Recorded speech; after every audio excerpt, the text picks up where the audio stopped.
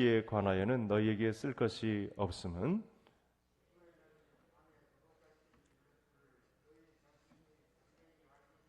그들이 평안하다 안전하다 할 그때에 임신한 여자에게 해산의 고통이 이름과 같이 멸망이 갑자기 그들에게 이르리니 결코 피하지 못하리라.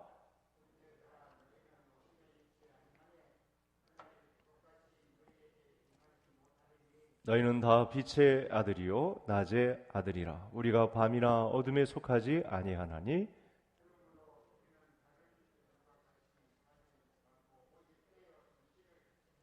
자는 자들은 밤에 자고 취하는 자들은 밤에 취하되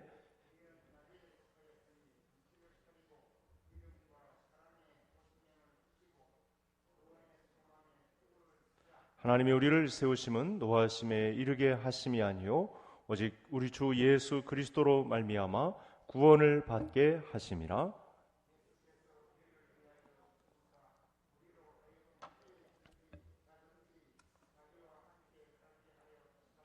같이요.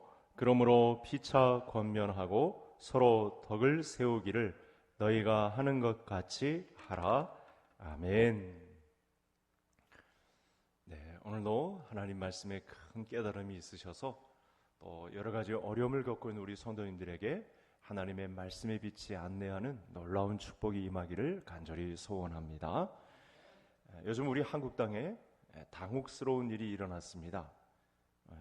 우리 정치사에 36세인 이준석 씨가 야당 대표로 선출이 되었습니다. 아마 성도님들 중에도 좀 당혹스러운 분들이 있을 텐데 신문 기사를 보니까 주변에서 당혹스러워하는 사람들이 있다고 합니다. 아들뻘 되는 사람이 이 당수로 들어왔기 때문에 그동안 당내 생활을 할 때 준서가 이렇게 부르는 사람들, 아들같이 여기고 친절하게 대하던 사람들이 갑자기 당대표가 되니까 굉장히 당혹스러워한다고 합니다. 뭐 큰일 난 사람들은 정치인들만이 아니죠.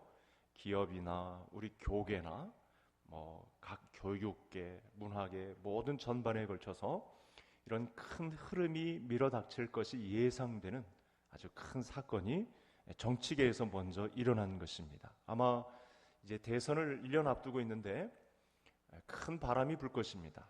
젊은 사람들의 목소리에 귀를 기울이지 않고서는 또 그런 조류에 신경을 쓰지 않고서는 안 되는 그런 상황에 직접 놓였습니다.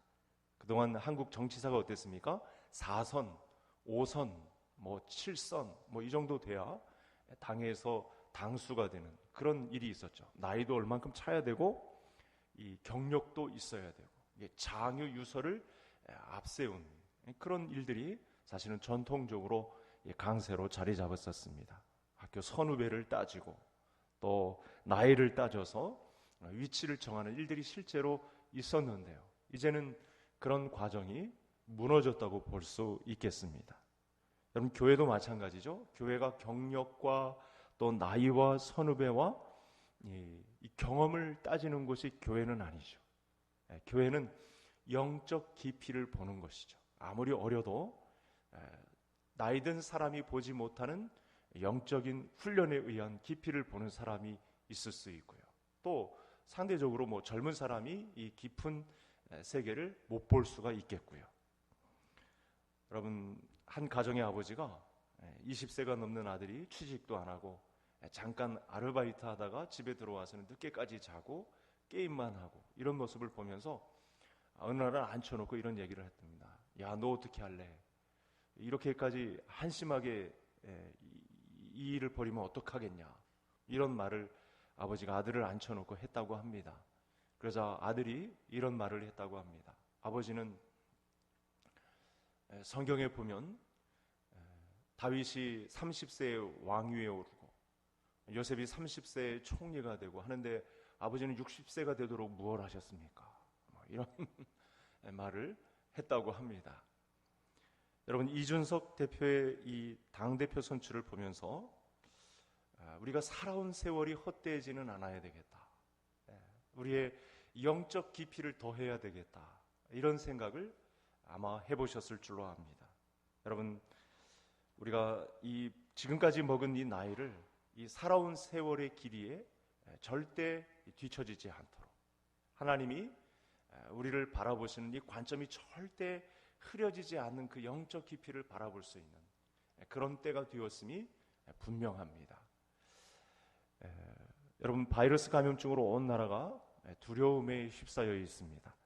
이제 백신 투여를 하기 시작해서 안심되는 것도 사실이지만 이 지루한 싸움이 과연 언제까지 계속될 것인가? 모이기만 하면 많은 사람들의 이 입담에 오르내리고 있습니다.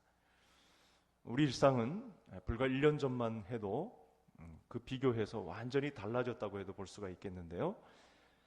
이 기습적인 위기 앞에 성도들과 교회가 예외는 아닌 것 같습니다. 많은 교회들이 현장 예배를 온라인 예배로 대처하고 있고 교회 학교도 마찬가지고요. 그래서 제가 우리 교회 지금 출석 정도를 보니까요, 50% 조금 웃도는 그런 숫자가 우리 교회에 지금 출석하고 계십니다. 현장 예배, 그러니까 온라인 통계까지 합하면 뭐 8, 90%까지 이렇게 다 참여하고 있다고 보긴 하겠지만 문제는 예배와 거리가 멀어진 성도님들이 분명히 있다는 사실. 왜냐하면 제가 곁들여서 이렇게 전화도 하면 전화 자체를 잘 안 받는 분들이 있으세요. 뭐 이렇게 예배 강요를 하려고 하는 것도 아닌데, 인사차 하려고 하는 것도 아닌데, 제가 이렇게 느낌이 오지 않습니까? 야, 이게 예배 생활에 무너진, 분명히 타격을 받은 내용이 분명히 존재하고 있구나. 영적 싸움이 치열하게 벌어지고 있구나라고 하는 사실을 제가 숫자 통계를 이렇게 대입해 보면서 요즘 느끼고 있습니다. 여러분, 예배드리는 문제가 이제는 그야말로 새롭게 정리를 해야 될 시기에 이르렀습니다. 여러분, 무엇보다 예배의 문제가 생겼다는 것은 우리가 위기에 봉착해 있다는 것을 말합니다. 부인할 수 없는 현실입니다. 특히 교회 학교 학생들의 예배 현장을 보면 많이 안타깝습니다. 오늘 우리는 수요 예배로 모여서 하나님의 음성을 듣게 되었습니다. 이 위기 상황 속에서 그럼 그리스도인답게 산다는 것은 무엇일까? 성경은 이 문제에 관해서 어떤 쪽에서 해석을 하고 있을까? 오늘 말씀을 통해서 고민해 보도록 하겠습니다. 사실 이 사도 바울이 쓴 이 데살로니가서 5장의 내용과 유사한 본문들이 굉장히 많습니다. 그래서 오늘 본문은 사실 에베소서 6장의 내용과 많이 닮아 있습니다. 서신서를 마칠 때쯤 같은 내용을 쓰고 있고요. 참 희한하게도 우리가 맞닥뜨린 오늘날 시대와 오늘 본문이 상당히 많은 부분 일치하고 있는 그런 말씀이 등장을 하고 있습니다. 그래서 본문 내용에는 이 세상을 살아가는 두 가지 종류의 사람들이 있다고 우선 말씀을 합니다. 첫 번째 사람은 어떤 사람이냐면 4절에서 말하는 사람들인데 4절을 이렇게 한번 보시죠. 거기 보시면 3절, 4절에서 말씀하는 내용인데 어둠의 밤에 어둠에 속한 사람들입니다. 4절에 보면 위기가 찾아오기 전까지는 3절에 말씀하는 바대로 평안하다, 안전하다 이렇게 여기며 살아간다고 합니다. 구약의 선지자들이 복음을 외칠 때 똑같은 현상이 나타났죠. 어느 시대를 막론하고 이 어둠에 속한 사람들의 특징이 뭐냐면 평안하다, 안전하다. 그래도 내가 이런 수고와 노력을 곁들였기 때문에 이런 위기가 와도 안전하다, 평안하다, 괜찮다 이렇게 여기는 사람들이 있다고 합니다. 그러다 마지막 날이 찾아오고 도적같이 이렇게 찾아오고 임신한 여인의 진통처럼 갑자기 찾아오게 되면 놀라고 두려워하는 사람들이라고 하네요. 어둠에 속한 사람들의 특징은 주님이 도적같이 오시는 날에는 두려워하고 이게 도대체 어떻게 벌어진 일인가? 갑자기 찾아오면 두려움 가운데 있는 사람들이다. 이런 특징을 말씀하고 있습니다. 여러분, 두려움에 빠지면 사람들의 특징이 있습니다. 감정적으로 대하죠. 국가 관리들을 책망하고 책임자를 찾아서 분노하고 옆 사람들에게까지 그 감정을, 분노를 표출하고 하는 일들이 벌어진다는 것입니다. 그래서 첫 번째 부류의 사람들이 벌이는 행동과 별로 무관하지 않은 오늘날 상황을 잘 보시면 여러분, 여러 사람들이 사람을 상대해서 혐오하고 그 두려움의 감정을 속이지 못하고 그대로 드러내서 잘 통제가 되지 않는 그런 일들이 우리 사회 가운데 그대로 나타납니다. 저와 성도님들이 요새 겪는 뉴스와 한 3, 40년 전의 뉴스거리와는 큰 차이를 보이고 있습니다. 무슨 뜻이냐면 성경이 말한 그대로 마지막 때를 향하여 가고 있는 때에 많은 사람들이 한쪽에서는 평안하다, 괜찮다, 안전하다 이렇게 말하고는 있지만 이 날이 가까이 오므에 따라서 두려워하고 있는 사람들, 분노가 잘 조절되지도 않고 엄격하게 말하면 성질을 내는 그런 감정 표출이 통제가 되지 않는 그런 사람들이 있다는 것을 말씀하고 있습니다. 여러분, 문제가 무엇입니까? 갑자기 당한 일에 대해서 준비하지 못하다가 너무 큰 일을 닥쳤기 때문에 두려워한다는 거예요. 준비를 못한 상황이, 알아보지도 못한 상황 가운데 너무 큰 일이 벌어지니까 사람들이 당황한다는 거죠. 여러분, 두려워하면 억압하죠. 그 분노를 분리시키고 또 폭력을 행사하기까지 하는 그런 일들이 벌어집니다. 그래서 성도님들이 그 뉴스상에서 그런 악질 분자와 같은 그런 행동을 보이는 사람들이 나타날 때 이상히 여기지 말 것은 오늘 본문 안에서 말씀한 사람들의 내용, 특징을 보면 됩니다. 저 사람들이 두려워하고 있구나. 우린 이렇게 생각하잖아요. 야, 정신적인 문제를 앓고 있겠구나. 이렇게 판단하지 말고 오늘 본문 안에서 성경이 말한 내용에 대해서 대비하지 못하고 있다가 그날이 도적같이 옴에 따라서 사람들이 이 일이 오는 것에 대하여 두려워하고 있는 거죠. 그러니까 이 감염병 시대에 얼마나 많은 사람들이 두려워하고 있는지를 우리가 성경의 눈으로 한번 들여다볼 수 있다는 것입니다. 자, 두 번째는 5절에서 말씀한 빛과 낮에 속한 사람들입니다. 자, 이 사람들 2절에 보니까요, 주의 날을 기다리며 사는 사람들입니다. 똑같이 이렇게 비교 대조되며 등장을 하죠. 말씀이 6절에서 말씀하는 대로 이 사람들은 정신을 차리고 깨어있는 사람들입니다. 그러니까 주의 날이 오기 전에 위기가 찾아올 것을 미리 알고 자신의 소속감, 신자된 정체감을 분명히 알고 이 날이 온다고 분명히 성경에서 말씀하셔서 나는 기도하고 있었다. 말씀을 통해서 이미 이 두려운 날이 온다고 나는 알고 있었다. 그래서 성전에 모여서 기도하고 있었다. 이런 일을 드러내는 사람이라는 것입니다. 그래서 저는 감히 이 감염증 시대에 이 본문 말씀을 한번 성도님들이 대입해 보기를 원합니다. 물론 성경에서 말한 바대로라면 여러분, 이 우리가 맞이한 코로나19 상황은요, 전조 증상에 불과합니다. 그럼 감염증, 이 전염병에 대한 언급은 있습니다만 사실은 전초전에 불과하죠. 시작에 불과합니다. 뭐 더 큰 바이러스가 올 수도 있고 아직 전쟁, 기근, 홍수, 뭐 화산 폭발, 뭐 이런 엄청난 일들에 비해서는 아직은 멀은 거죠. 그럼에도 불구하고 전 세계적으로 불어닥친 이 위기 앞에 우리가 본문 말씀과 대조해보는 그런 시도는 우리가 오늘 말씀을 통해서 한번 해볼 만하다는 것입니다. 무슨 말씀이죠? 말씀을 전혀 보지 못한 사람들과 같이 두려워하기만 해서는 안 됩니다. 정신을 바짝 차리지 못하고 있다가 당한 위기 앞에 그냥 호들갑 떠는, 그냥 경거망동하는, 하나님 없는 백성처럼 경거망동하는 그런 일은 절대 없어야 한다라는 말씀이 되겠습니다. 자, 그러면 이 믿음의 사람들, 빛에 거하면서 낮에 속한 사람들이 그날이 올 것을 미리 알고 취한 행동은 무엇이었을까? 자, 우리 8절 다시 한번 우리 5장 8절의 말씀 다 같이 읽겠습니다. 우리는 낮에 속하였으니 정신을 차리고 믿음과 사랑에 호신경을 붙이고 구원의 소망의 투구를 쓰자. 여러분, 이 말씀이 아까 제가 말씀드린 에베소서 6장의 말씀과 똑같이 닮아 있습니다.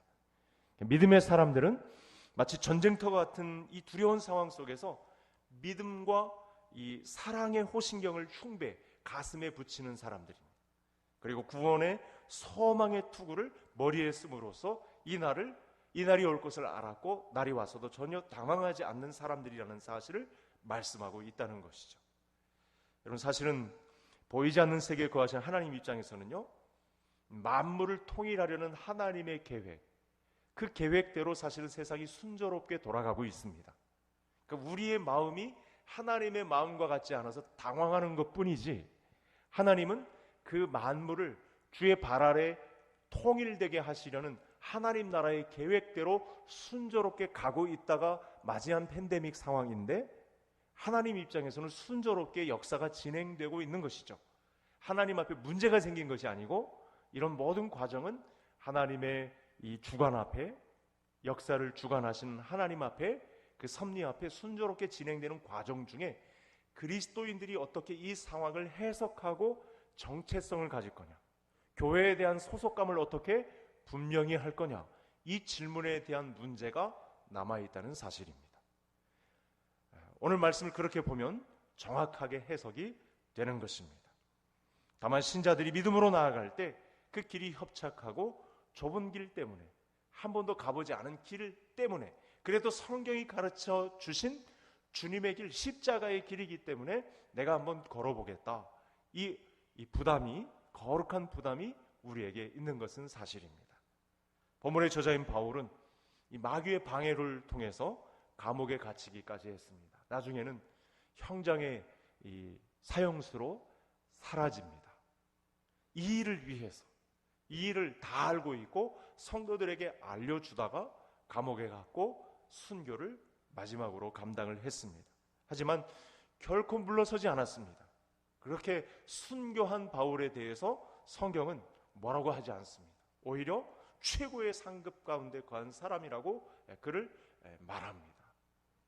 왜냐하면 눈에 보이는 로마 제국과 여러분 그의 군대가 진짜 싸움의 대상이 아님을 알았기 때문에 절대 두려워하지 않았고, 일반 하나님을 모르는 사람들이 갖는 두려움 가운데, 염려 가운데 있지 않았고, 올 것이 왔구나, 하나님이 그 발 아래 만물을 통치하게, 통일하게 하시려는 그 계획이 순조롭게 진행되는 그 역사가 나에게도 드디어 왔구나 라고 소속감을 분명히 하고 성도의 정체성을 분명히 바로잡는 그런 일을 펼치게 된다는 것입니다.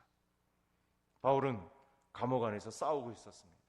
이제 감옥 밖에 있는 데살로니가 성도들에게도 이 싸움에 동참해 달라고, 전혀 이 호들갑 떨지 말고 이상한 일 당한 것처럼 너무 이상히 여기지 말고 당연히 올 것이 온 것처럼 여기고 이 싸움에 동참해 달라, 이렇게 편지를 쓰고 있는 것입니다. 우리의 싸움의 대상은 마귀죠. 만물을 통일하시고 하나님의 나라를 완성시키려는데 방해 작전을 쓰는 대상이 바로 마귀가 되겠습니다. 간교하게 우리 믿음의 사람들을 넘어뜨리려고 합니다. 그래서 통치자들과 권세들과 어둠의 세상 주관자들과 하늘에 있는 악한 영들을 부려서 성도들을 빛의 삶, 낮에와 같은 삶을 살지 못하도록 방해를 하고 있는 거죠.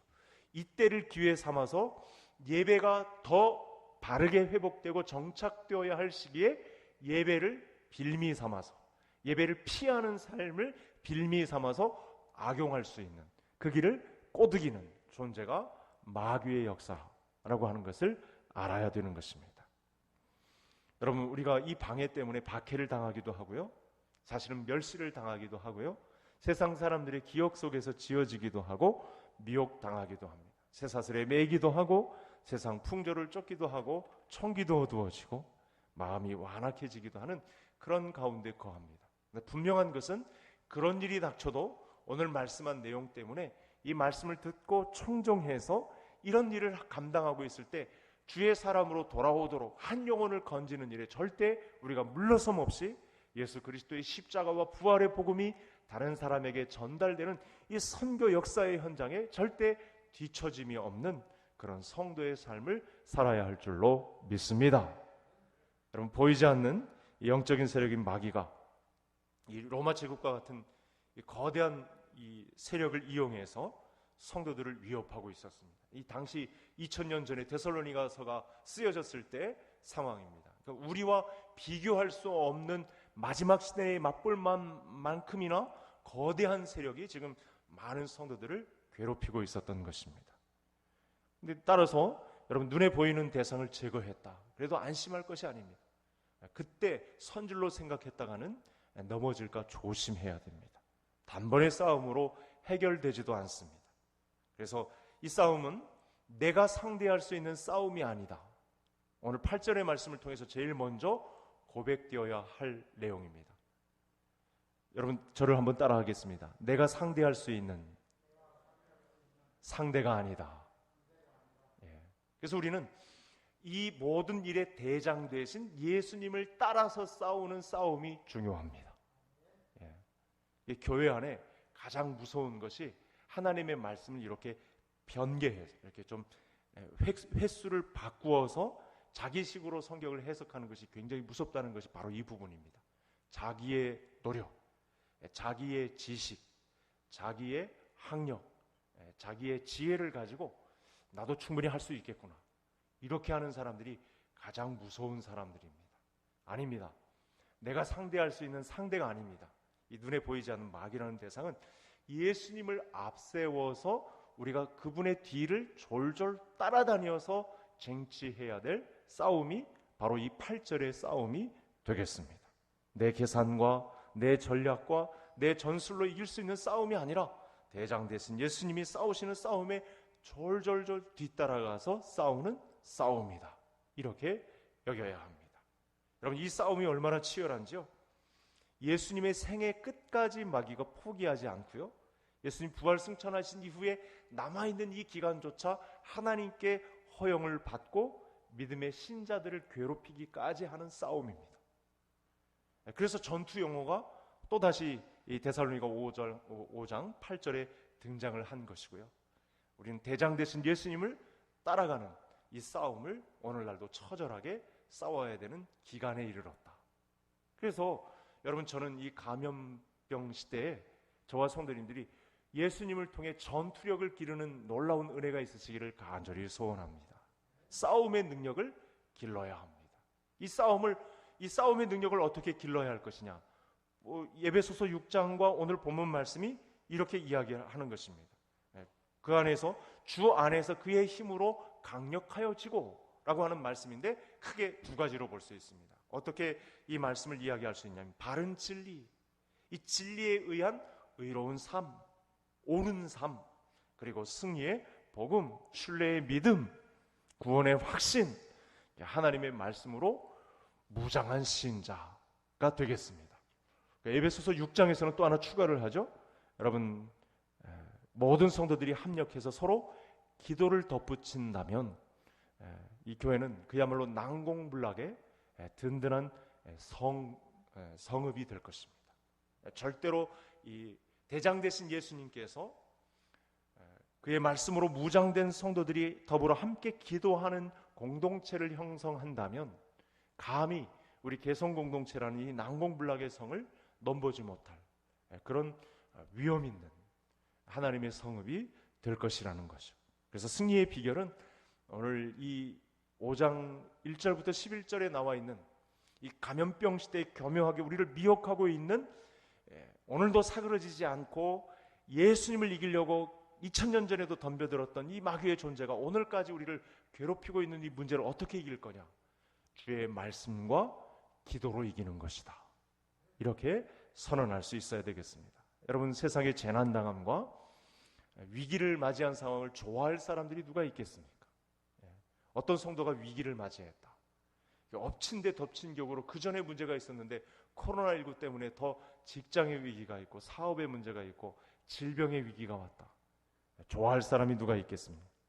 그러나 예수의 사람들은 이 날을 기다렸고, 그날 이전에 이런저런 위기가 온다는 사실을 분명히, 이게 피해가지 않고 우리에게 분명히 온다는 사실을 알고 있는 사람이라는 거죠. 이 위기 상황을 잘 들여다보면 사실은 위기만은 아닙니다. 왜 그렇습니까?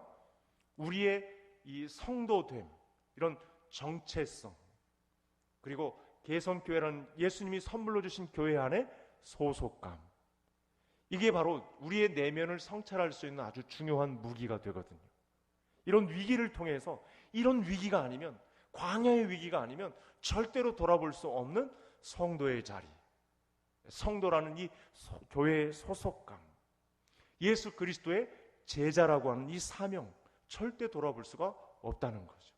그렇게 또 죽어가는 영혼들에 대한 안타까움, 이런 것들을 돌아볼 수 있는 내면 세계가 절대 열리지 않는다는 사실입니다. 여러분, 위기 앞에 우리 모든 성도님들이 영혼을 달리 보고 내가 우리 개성교회에 소속되었다는 이 소속감, 또 그리스도인의 정체감이 분명하게 살아가는 이 기간이 되기를 간절히 소원합니다.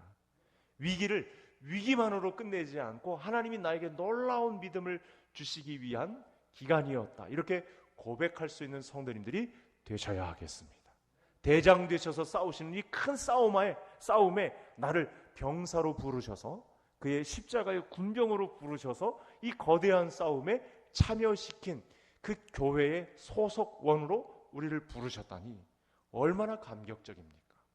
여러분, 이 믿음이 있을 때에야만 우리가 다 맞이한 위기도 극복되고요, 사실은 치료도 있고요, 위로도 받고 영원할 이 세상에서는 맛볼 수 없는 영적 가나안의 축복을 우리에게 허락해 주실 것입니다. 여러분, 그래서 이 두려움을 잘 다루지 못하면 우리 사회의 전염병 사태로 인한 두려움도 다루지 못하게 되겠죠. 이 세상에 지고 말겠죠. 그래서 오늘 말씀을 우리가 잘 받아들여야 합니다. 이 위기에 놀라고 두려움에 휩싸여서 어쩔 줄 몰라 하고 있는 이 세상의 성도들에게, 낮에 속한 자들에게 이 상황은 어울리지 않다. 드디어 올 것이 왔고 내가 뭔데 이 놀라운 하나님의 이 통일되는 나라의 역사에 나를 십자가의 군병으로 참여시키는가, 이 깨달음이 있어야 한다는 사실입니다. 여러분, 그래서 저는 성도님들이 이런 입장을 단호하게 취하기를 원합니다. 우리 교회가 예배 모임을 자제하고 특단의 조치를 취하고 이런저런 방법을 찾는 것이 여러분 지역사회 감염을 막기 위한 이웃사랑 때문이지 막연한 두려움 때문에 이런저런 일도 하고 정부에 이렇게 협조도 잘하고 고분고분하고 이런 식으로 교회가 방역 조치를 취하는 것에 대해서 성도님들이 그렇게만 해석하면 절대 안 됩니다. 어떤 방식으로든 우리가 예배와 또 그리스도의 공동체로서 삶을 멈출 수 없기 때문에 이 싸움이 일어나는 전초전에 우리를 부르신 대장 되신 예수님 때문에 우리가 이 위기 앞에서도 두려움으로 맞서지 않고 오히려 안연히 거할 수 있는 놀라운 믿음 가운데 그의 군병으로 우리를 참여시키셨다. 이것이 두려움을 몰아낼 수 있는 내면 세계의 충만함이 되겠습니다. 더 나아가서 이웃들이 받고 있는 신체적이고 또 심리적이고 경제적인 고통을 알아차리고 또 이에 동참하기 위해서 저와 성도님들이 가진 강점을 내어놓을 수 있는, 그들에게 도움을 줄 수 있는 여러 가지 청종의 역사도 대신 따라와야 합니다. 그래서 우리 교회가 보이고 있는 이렇게 나눔 운동, 또 주변 사회를 돕기 위한 지난 그 목요일에는 우리 계양구 내에 우리 교회가 소속되어서 또 회비도 납부하고 있는 교회들 가운데 12교회를 골라서 우리 계양구 내에 어려운 교회들을 돕는 이런 사역. 그 성도님들이 개인적으로 이 어려움을 겪었다, 이건 위기다라고 했을 때는 우리 모든 성도님들이 자신의 것을 기꺼이 내어주어서 그를 치료할 수 있는 길에 내가 어떻게 쓰임을 받을 것인가, 구체적인 그런 싸움의 흔적을, 전투한 흔적을 사실은 헌신해야 되는 그런 기간이기도 한 것입니다. 이런 싸움을 실제적으로 싸우는 성도님들이 있습니다. 감사하게도 우리 교회 내에 그런 아름다운 모습을 보여주고 있는 성도님들이 꽤 많이 보고되었고 저에게도 그런 실제적인 보고가 들려졌습니다. 코로나 감염병이 가져온 위기는 위기로만 볼 것이 아니라 믿음의 식구들과 우리 교회가 분노와 혐오로 가득 찬 이 세상에 두려움을 낮출 기회로, 그런 두려움을 낮출 수 있는 불쏘시개로 우리를 사용하시는 교회라는 사실을 동시에 보아야 합니다. 여러분, 세상이 가지는 위기가 얼마나 큽니까? 37세 당수가 뽑혀서 이 사회 변화를 가져오는 것에도 안절부절하고 어쩔 줄 몰라서 당황하는 각계각층의 사람들의 인사가 있는 반면 이런 두려움은 언제고 올 것이고 성경을 통해서 우리에게 미리 약속을 주신 내용이고 거기에 대장 되신 예수님을 따라가면 이 싸움은 큰 승리로 이끌어질 것이다 라는 확신 가운데 거하면 되는 것입니다. 여러분, 어둠이 깊을 때 작은 빛이 더욱 빛이 납니다. 그러니까 위기 속에서 참된 믿음의 식구들이 교회를 통해서 오히려 믿음이 더 빛날 날을 저는 기대합니다. 이런 은혜가 우리 모든 성도님들과 함께 하시기를 주의 이름으로 축복합니다. 하나님 아버지 감사합니다.